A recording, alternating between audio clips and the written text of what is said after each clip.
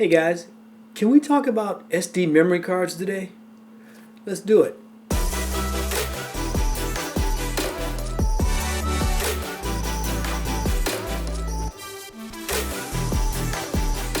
Hello again everybody, I am Rusty with Rusty Brown Photography. Welcome back to the channel. So glad you guys are here.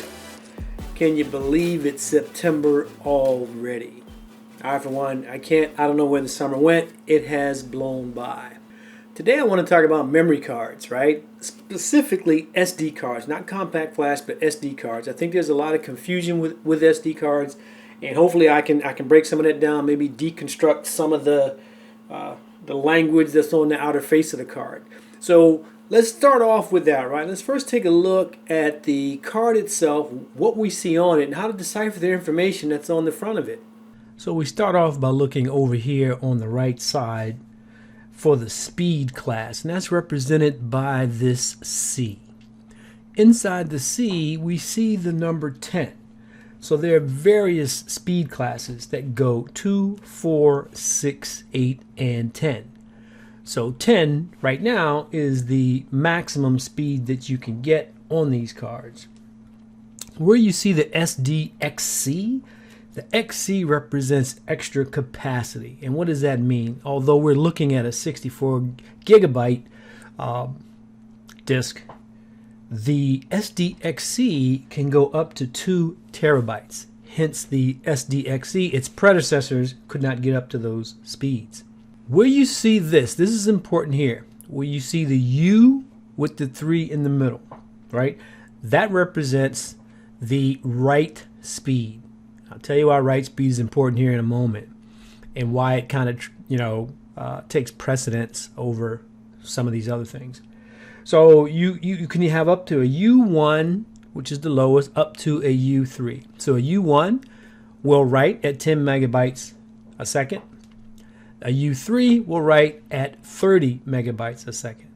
So the C10, we talked about that before, C10 being the fastest. That basically says it's guaranteeing you a minimum of 10 megabytes. So you really don't need that C10 if you have the U3, because U3 is telling you right off the bat it's going to do 30 megabytes a second, and that is minimum.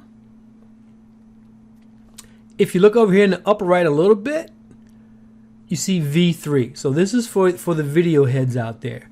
The V represents video, obviously, and 30 represents what it can do in the video space. What do I mean by that? Well, the range for V ratings is anywhere from 6 to 90. And if you want to get an idea of what falls into what, a V30 can do 4K video at 60 frames a second, which for me is perfect, right? Again, 4K video with no challenges up to 60 frames a second. If you were going to do 90 frames a second or 120 frames a second recording, you're going to want to get a higher V rating like a V60 or a V90. But that's what this V represents, is a V30. Let me talk about the one thing that seems to be the biggest here that I think has the least value. 170 megabytes a second. And if you look closely, you'll see an asterisk at the top. This is the read speed, often confused with the write speed. So many people see that number, whatever it is, and it ranges from something in the double digits to much higher than 170. They believe that's the speed with which their images are being captured to the SD card. Not so. This is an approximation. That's what the asterisk is for. This is an approximation of what the read speed will be when you go to have this particular SD card read, so it can take your images from here and put them somewhere else. Now, there are a couple of key factors that you got to keep in mind when you're looking at that, assuming that that's right. You must also have a card reader that is capable of 170 megabytes a second. If you just have an off-the-shelf card reader and it can do 100 megabytes a second, that's the max that it's going to read your card. Next to that, you have to look at your laptop or your PC. What is the maximum speed for transfer of your machine, right? If it's not 170 megabytes a second, or in some cases, 200-300 based on the card, then it doesn't matter, and you really don't need to spend that kind of money on a card that has this type of approximated read speed, because you're only as good as the card reader first to get it onto your machine, assuming that it's separate, or if your card reader is in the machine, what is the speed between the card reader and the PC or the laptop itself. Neat feature here with these SanDisk. If you look over here on the left side, you can grab this little metal piece, and if you slide it down, it will lock the disk so you can't inadvertently write on it again. Last thing I want you to look at underneath the V is the Roman numeral 1. Where you see these Roman numerals, and there can be a 1, or 2, or 3, that speaks to the bus speed, which allows the, or let me rephrase that, that speaks to the bus speed, which dictates how fast the card can be read. So Roman numeral 1 says at a minimum it's going to be 104 megabytes a second minimum. A 2, 312, and a 3, 624. So when you see that Roman numeral, that dictates the bus speed that will allow whatever this is on the left to actually achieve its maximum sustainable speed. So hopefully this helps to deconstruct a lot of the things that you see when you go and buy a SD card. For me, the two things that matter most are the U3 and actually the V30 if you're doing video. If you're not doing video, it's just a U3. That tells me that I can capture my images at 30 megabytes a second. There are a lot of factors to determining what type of SD card you get. I think the thing to try to avoid is paying too much for a card that you can't use. Manufacturers will tell you that you need their brand of card, or they try to upsell you on things that cost several $100s. But at the end of the day, here's a fun fact. I personally bought another 10 of the SanDisk Extreme Pro 64s the last day of July. I paid $18.70 something on Amazon. Today, those same cards are $16. So there's no excuse anymore for getting a knockoff or something that's not going to work for you, because at the end of the day, the price has really come down. One of the things I did to get prepared for making this video, I went back and looked up my history with B&H Photo, and in 2013, I paid $40 a piece for 16 gigabyte cards. 2 years later, in 2015, those same cards had come all the way down to 20. But at that point, the 64s were still pretty pricey, above $100. Again, now $16, you get a full-blown Extreme Pro SDXC. There's no reason not to. As we talk about with memory cards, it's important to get something that is authentic. For me, there's only 3 places that I'll get an SD card: Amazon, B&H Photo, or Best Buy. And if you're buying from Amazon, you want to make sure that the shipper is Amazon proper and not one of the Amazon affiliates or resellers. The black market SD cards are all over the place, and a lot of them manufactured in China, and a lot of them look authentic, and in some cases some of the resellers are being duped. But if you go to a vendor that you trust, B&H Photo, Best Buy, Amazon, when you know it's being shipped from Amazon, you're not going to get ripped off, and that's really important. So getting back to the point, there's no need to overpay for a card, right? One of the things that you also want to do that we didn't talk about earlier was understanding your camera. And I went and did some research just for this video. And you can do the same thing. You can look up your camera and find out exactly what's the best memory card or memory card system to get. So I have a Sony A99 Mark II, right?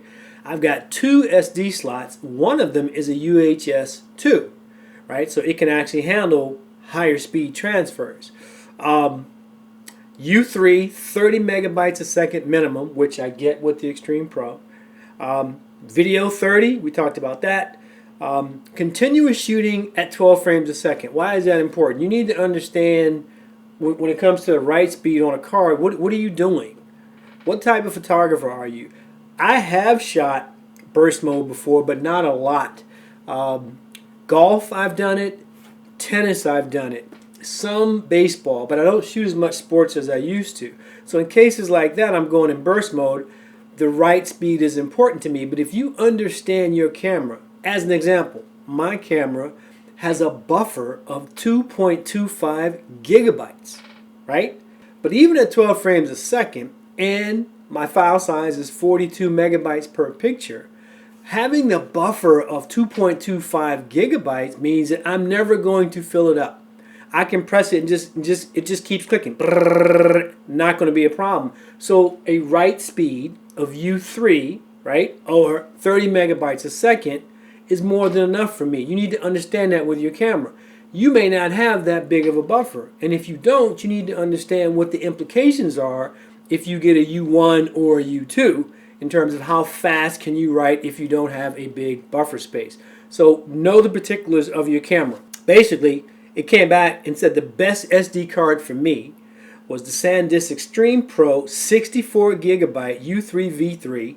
My card reader that I use is an external card reader on my PC. It can do up to 150, 160 megabyte transfer. So now you can see with the Extreme Pros, it's doing 170. That's not important to me, that read speed. It really goes at a decent clip, and I'm not in that big a rush to move them from there. Let's talk about that for just a second. Once, and this gets a little bit into workflow, but if you look here, you see the Pelican case. This is what I use to protect the memory cards. These are waterproof. They're extremely well built. They have cutouts inside of them, sponges that actually will hold your cards in place no matter what you do with them. We talked about this on an earlier video, but for me, face up means that all of these cards are available today. Case number 2, as you can see, a lot of these cards you see the pins, which means they're face down. It just means that I haven't formatted them yet. So when we talk about SD card maintenance, a couple of key things. Don't delete your images until you've had a chance to transfer them. I don't format the card until I've done 2 things. Number 1, transfer the images to my PC. Number 2, on one of these many 4 terabyte drives that I have, back up what's on the PC. So once the images have been put onto the PC and I have a backup version, at that point I can go through and delete these cards. One of the things I wanted to show you too was when you look at the age of these cards, I don't know if you're going to be able to see this, but this is a 64 gigabyte, and the read speed, if you can see that, is less than 100 megabytes a second. Everything else is the same, the exact same features as the 2021 model. So the only thing that's changed is now you can get 170 megabytes a second supposedly read speed, and this guy was 95. So the cards last you a long time if you take good care of them, and that's one of the things to do. So that's pretty much all I wanted to talk about today, was making sure that you take the time to investigate so that you get the right type of card for you. What do you shoot? If you're not shooting burst mode, you do landscape, portrait, whatever, how fast of a write speed do you really need?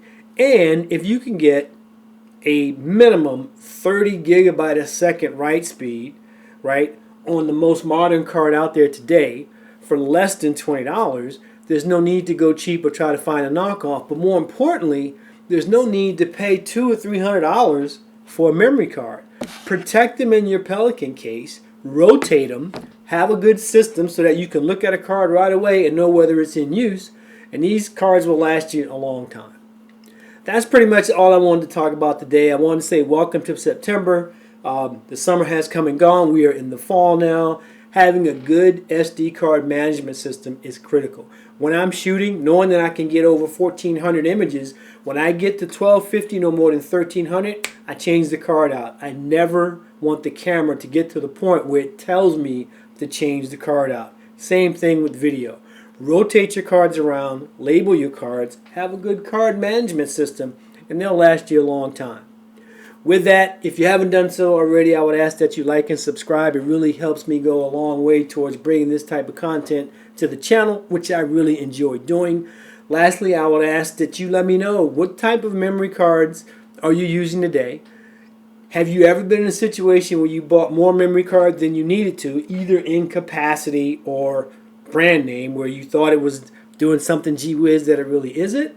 Have you ever tried to use a cheap memory card and then got burned by it? Let me know what your SD memory card story is, because believe it or not, if you've bought too much card or too little card, I guarantee you somebody else has too.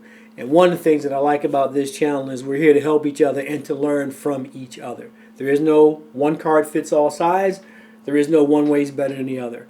Look at your camera manufacturer's requirements. Look at the SD cards that you have. Make the decision that's best for you and keep shooting. All right, we'll talk to you guys later. Until next time, be safe. God bless. Goodbye. Cheers.